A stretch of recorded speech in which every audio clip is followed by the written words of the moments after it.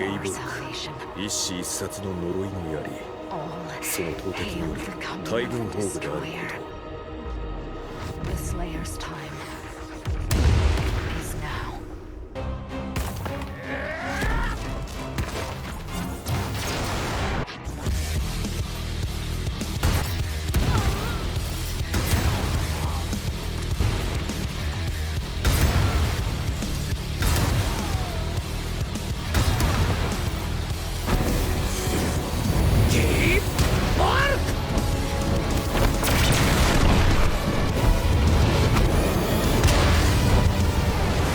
I am the pawn of my sword. Roll.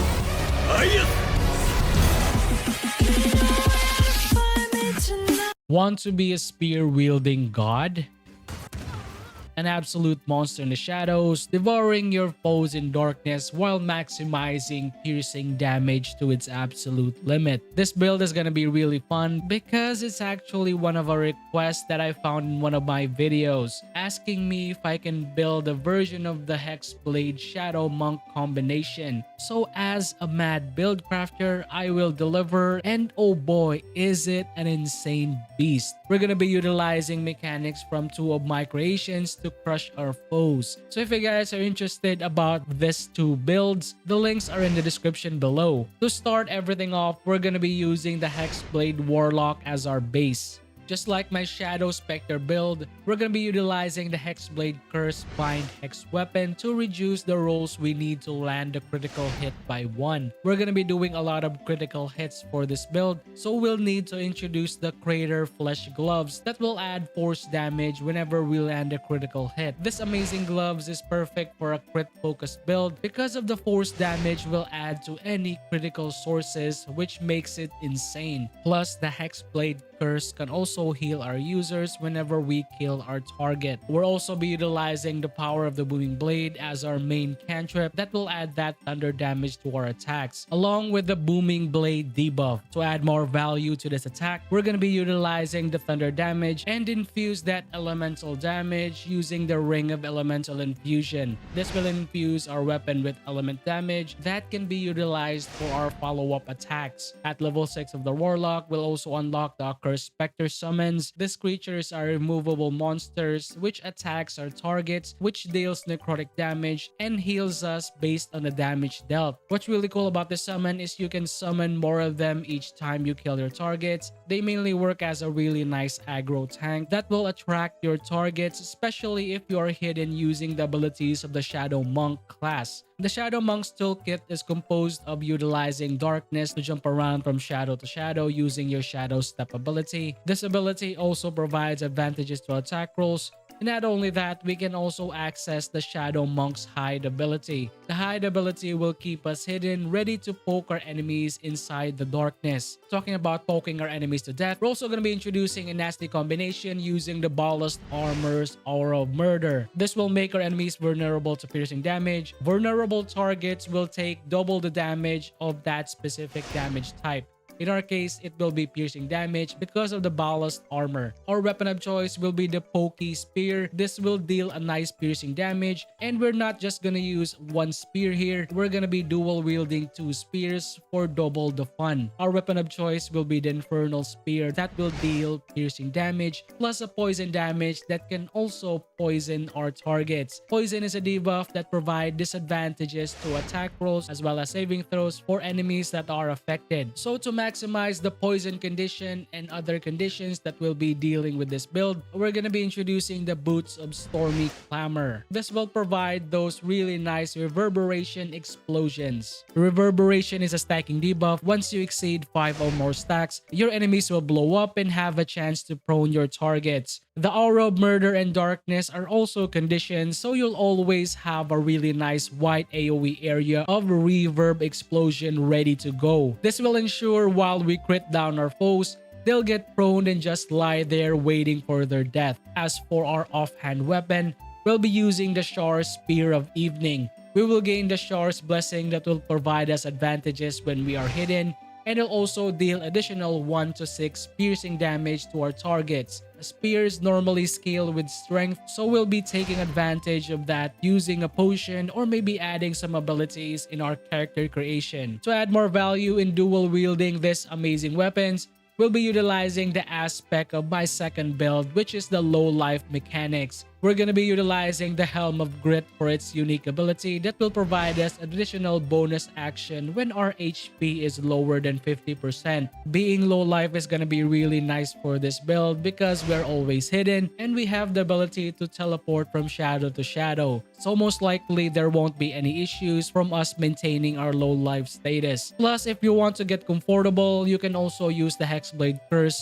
and the ability of the Curse Spectre attacks that will also heal you while you eliminate your targets, giving you some more comfort without any worries. With that added bonus action, you can now do numerous attacks with your dual spears, including your extra attack with both weapons, or maybe use that additional bonus action to teleport around and stay hidden to poke your way to victory. I've already mentioned majority of the gear, so let's just complete the whole set. Headpiece will be the Helm of Grit for that added bonus action. Cloak will be the Shade Slayer Cloak for that crit modifier while hiding. Armor will be the Ballast Armor for the Aura of Murder. Gloves will be the Crater Fish Gloves. Boots will be the Boots of Stormy Clamor. Amulet will be the Amulet of Greater Health for maximum Constitution. Strange Conduit Ring for the added psychic damage when we are using our concentration spells like Darkness for free. For the final ring will be the Elemental Infusion Ring, while for our main and weapon will be the Infernal Spear that I mentioned earlier for that added poison damage and debuff. And finally, for the offhand will be the Shar Spear. With those items present, your gear will most likely look like this. The Shadow Spear God is now complete, ready to obliterate your enemies. Now, let's get into how we create this build. Now we're gonna start off with the races. For the races of the build, as usual, you can go with any race that you prefer for as long as you're happy with that race. But if you're someone who wants to min-max everything, there are two races that are interesting for this build, starting with the Drow and the Human. For the Human, we have race features such as Civil Militia. This will give us proficiencies in spears, spikes, halberds, and glaives, as well as proficiencies in light armors and shields. We will be using the spear for this build, so the Civil Militia will come in handy. As for the Drow, you have a free cantrip which is a Dancing Light, as well as some race feature such as the Superior Dark Vision that is really useful for the build. For the classes, as I mentioned, we're gonna start off with the Warlock just to give us that really nice subclass which is the Hexblade Warlock. This will give us the ability to bind Hex Weapon. We can now scale our main hand weapon to Charisma instead of Strength. Cantrip will go with the Booming Blade and the Eldritch Blast for a ranged attack if you want to do so. For the spells Grab, Shield, this will increase our AC by 5. Abilities will most likely look like this. We'll be prioritizing Charisma, Strength, and Dexterity for this build. Charisma will be our spellcasting modifier. Strength is our second priority. This will also scale our offhand weapon to Strength, and this will affect our jump distance and our carry weight. Finally, for Dexterity will be our initiative and our AC. Jumping into progression to make this build viable, especially in early levels, we will now take our Eldritch Invocations so that we can scale our Eldritch Blast with the use of the Agonizing Blast. This will let our Eldritch Blast add our Charisma modifier to make it much more powerful. The other one will be Devil's Sight. This will help us out later on in our Darkness spell. For the spells, grab any spells that you prefer. Now, level 3 of our character, we will now go into our second multi-class of the build, just to unlock that specific subclass so that we can start off with our Darkness shenanigans as early as possible. That will be the Monk class. We also unlock the Fury of Blows as well as a couple of key points. Level 4 of our character, which is level 2 of our Monk, we have access to our class feature, additional key points, and the very useful Step of the Wind Disengage. Level 5 of our character, which is level 3 of our Monk, we now have access to our specialization. That will be our Way of the Shadow. We will now unlock our Shadow Art Hide. We can now go back into hiding after we use our abilities. We also have access to the Shadow Art Darkness. This will let us summon a Cloud of Darkness for 10 turns. Level 6 of our character, which is level 4 of the Monk, we now have access to our first feat of the build. We will now grab our dual wielder so that we can dual wield our spears. This will also increase our AC by 1. Level 7 of our character, which is level 5 of the Monk, having access to extra attack. This will let us do an additional attack after our main attack. We also unlock the Stunning Strikes That will also be a really nice condition effect that will be very beneficial for our boots. Level 8 of our character, which is level 6 of the monk, we now unlock the action which is Shadow Step. Level 9 of our character, we will now go back and finish up our warlock classes while unlocking the packed boons. For the packed boons, you can actually grab any packed boon that you want. I'll just grab Pact of the Tome or maybe Pact of the Chain just to get an imp that might be really useful. For the spells, grab Mirror Image. This will increase our AC by 3 with every illusion that we summon. Level 10 of our character, which is level 4 of our warlock, just focusing on this class because we just unlock our final feat of the build. We will just take ability improvement and max out our charisma. If you have the hair from Anti-Ethel, you can push this up to 19. For the spells, grab Misty Step. Level 11 of our character, level 5 of our warlock. We now have access to another set of Eldritch Invocation, so just grab any invocation that you like. I'll just take Repelling Blast just for the sake of it, or maybe one with the shadow to give us an invisibility spell. For the spells, again, grab any spell that you want. I'll just grab Blink. Finally, at level 12, we will just finish up and grab our subclass feature that will be the Cursed Spectre. Now it's time for our live combat simulation in order for me to show you guys how ridiculously powerful this Spear God is. So for the setup, we're just gonna need to bind our main hand weapon, that will be our first spear, to make it scale with our charisma, while for our offhand, this will be scaling with our strength. After that is we're gonna be using the power of our Serpentine Toxin. This will add additional 1 to 6 poison damage at the end of the turn of our enemies.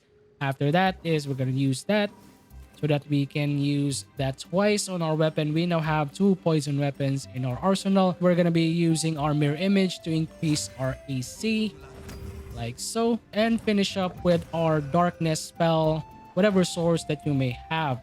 You can now go into Hide, and you are now practically ready to start off the battle. Really easy to start off with this build. I almost forgot for the elixirs. You can grab the elixir Bloodlust. Whenever you kill a target, you will have 5 temporary hit points in additional action once you eliminate that foe. Also, you might want to start off your character as a low life, maybe around 35 to 40% of health, because most likely you're just going to be life stealing everything with the use of your Hexblade Curse ability. This will make sure our additional bonus action doesn't fall off whenever we do combat. Now we're going to start the battle, and we're going to open up with our Booming Blade to eliminate this boss as quickly as we can. So we're just going to use this one here. Use Luck of the Four Realms just for good measure. Really nice crit there, and additional crit like that. Additional reverberation stacks, and we just had the Booming Blade effect. We can now use our opportunity attacks like that, and we just prone the boss easily. You notice the boss is now prone just because of the ability of our boots. Really nasty combo because of our dual wielding poison abilities. Now it's our turn once again to do battle. So for this turn, you can actually use your offhand attack to just eliminate the boss if you can. Let's try this out. And the boss is not dead yet, 5 HP. We can just move a little bit farther back and go into hiding. So our enemies will just stand there and look for us like we aren't even there. Now it's our turn to do battle once again. Make sure to toggle your dual wielding into a single hand attack so that you don't waste your action, especially your bonus action, if your target is almost dead. As for example, the boss is almost dead, so I'll just try to use my melee attacks on her. That, she got reverberation. She is now dead. After that is we can now use another action for our Booming Blade. Like that. After that is we just had the ability of the Bloodlust, so we can now use our Booming Blade once again. Like so, she is dead.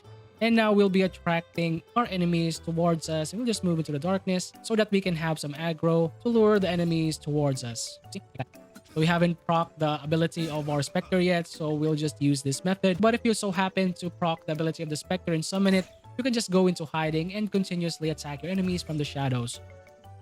Reverberation because of the darkness, that is also a condition. So once your enemies cross that line of the darkness, they'll get reverberation stacks once again. Now we are just lying in waiting, and it's our turn to deliver some pain to our enemies. So we're just going to use, for example, the Shadow Step. With this will increase our attack roll advantage for 1 turn. So we can just teleport like this. We are not using our movement speed, so that won't be used. So we can just use our booming blade, and we have advantages to this enemy with 96% hit.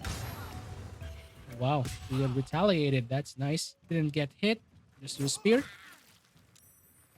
Maybe use another set of offhand attack. She is now dead. We now have an additional action. We can just use the boom here. Like that. So we have advantages when we are in this condition. So we'll try to finish her up using the booming blade right this one. And now we can summon our Spectre. Have the Spectre here. This will help us lifesteal our enemies so that we can get additional HP. We'll just attack this one. That, she got explosion, and our Spectre tried to hit that target and tried to use again our booming blade. It just got obliterated with so much piercing damage. Attack this one and maybe use our offhand attack. So, got more poison. Move a little bit to the back and go into hiding.